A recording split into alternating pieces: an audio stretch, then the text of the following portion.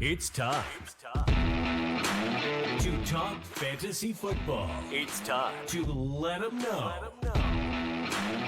Where you let us crunch the numbers while you crush the competition. So grab your playbooks and crack a cold one, because here's your hosts, Teak and Baney.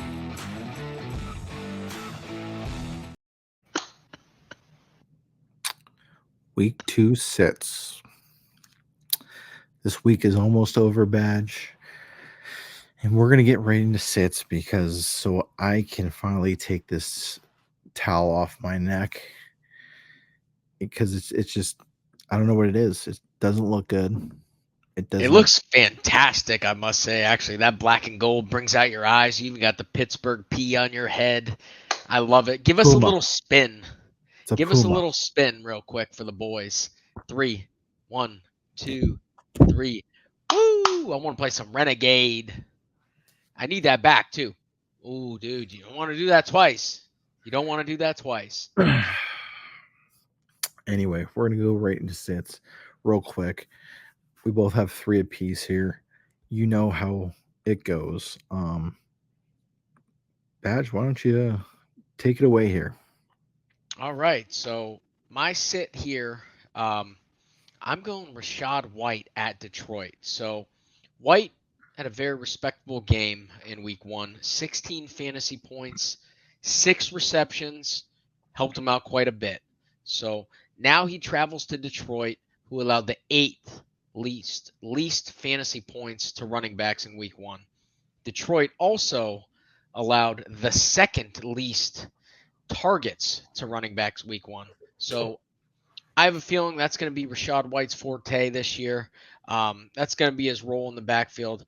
I'm not liking this matchup at Detroit.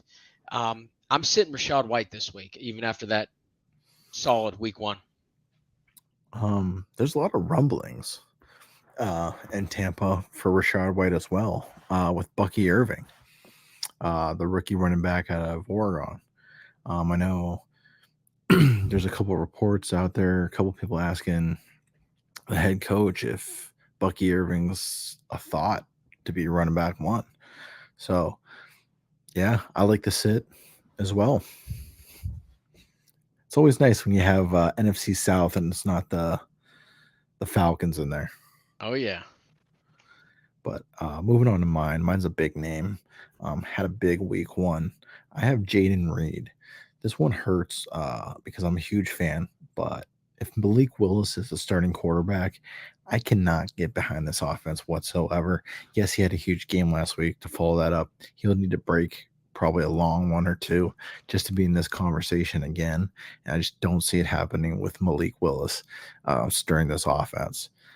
Maybe if they sign Tannehill, I know that was in question there in Green Bay. They talked to him. Maybe then we'll take Jaden Reed off this. But Malik Willis is just not it for me. So who'd have thought that entire game we'd be talking about this until the last few plays? I want to get on board. I'm on board. I think I'm on board. So Malik Willis, he comes into the game, 2 plays. I mean, the statistics show you lost the game. Go in there, Malik. Throw the ball as far as you can. I'm always hearing about how strong your arm is. Who cares if you hit anyone? Don't just flop over. I mean, I get the footing was bad, but dude, if I'm getting a call in the game, I'm honing up, I'm winding up, I'm whipping that ball as far as I can. So Malik Willis, I mean, that's a tough. If you're a Reed shareholder, I mean, that's a tough call you got to make. I mean, definitely in DFS lineups, I'm staying far away. So I can get on board. I don't have any shares of Reed, so you guys got a tough call to make. I really don't have an answer, so I would just follow Teek's lead on this one. Not only that, with Malik, a couple things you said as well. Even when he was drafted in Tennessee, he was drafted as a high draft pick and lost out to Will Levis. So that has to say something about anything about how he is as a QB. Yeah. So moving on here to your second one here, Badge. So my second one, I'm going a big name as well. So I'm sitting Chris Olave at Dallas. So in leagues, if you got a better option, I mean, if you got Rashee Rice, even Brian Thomas Jr., I would consider it. I'm definitely staying far away from Olave and DFS lineups. This Dallas defense last week, they allowed 9 points to wide receivers. I playing the Cleveland Browns, big hype coming in. Everyone was all fired up about them. They got shut down. So the main reason too is top it off. This Dallas front collapses the pocket. And they play extremely well in home openers. I mean, they're going to disrupt Carr. I don't like this matchup. I don't want any part of it. I mean, I personally don't have any shares of Olave this year, but again, I'm staying away from DFS. I'm a big DFS player, do multiple lineups a week. So if Olave is trying to have a bounce back game after his 2 targets last week, I don't think it's going to happen this week. I'm staying far away. So I agree. I've stayed away from Olave in all my drafts. I don't think it's because of the talent. I just think it's because of the offense and Derek Carr. I don't see any value in Derek Carr.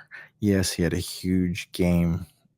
It is the Panthers, but that kind of goes and segues into my next sit as well, and that's Bryce Young. This one shouldn't have any introduction whatsoever. This is a yearly sit for me, just like Darius Toney was last year. Bryce Young has shown zero improvement from last year. Some people were optimistic for him this year. I don't know why. He is the ultimate fade for me in 2024. Even if he does have a blow-up game this week, it will not change my mind whatsoever. I've seen enough. I think Panthers fans have seen enough as well, and that they made a huge mistake drafting this guy over Stroud. yeah, I had a little sliver of optimism. I mean, I took the Panthers as the underdogs this week in the betting segment you guys saw. So I had a little bit of hope. I mean, this just probably threw it all out the window. I mean, he does have a little bit of weapons here. I mean, it's nothing crazy, but you got Deontay Johnson, a target machine. You got the old man Thielen. I mean, even got a veteran, Chuba Hubbard. I mean, guy can run the ball a little bit.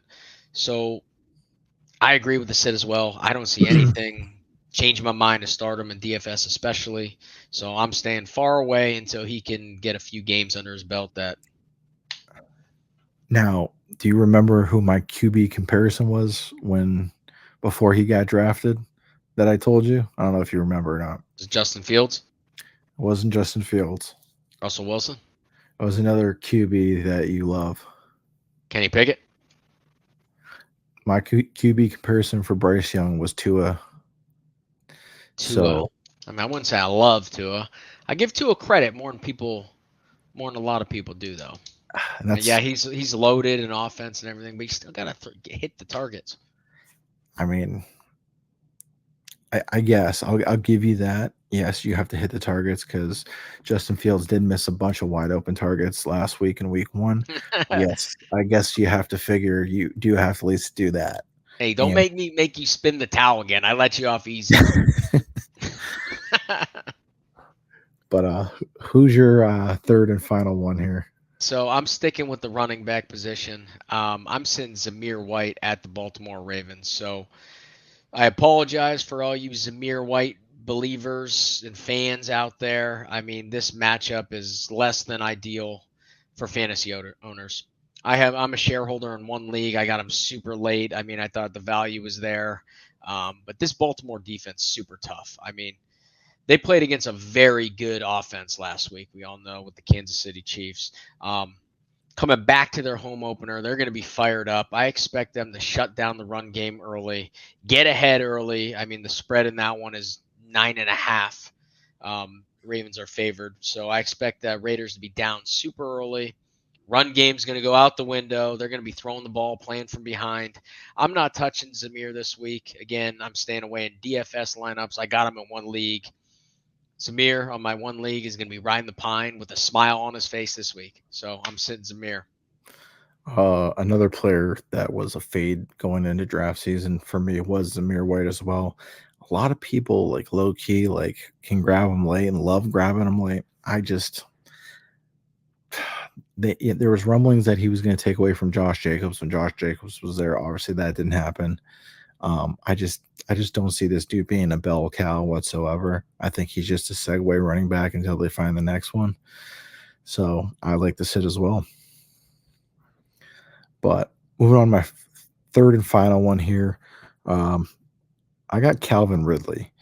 Ridley had 7 targets with 3 catches for 50 yards. He takes on the Jets.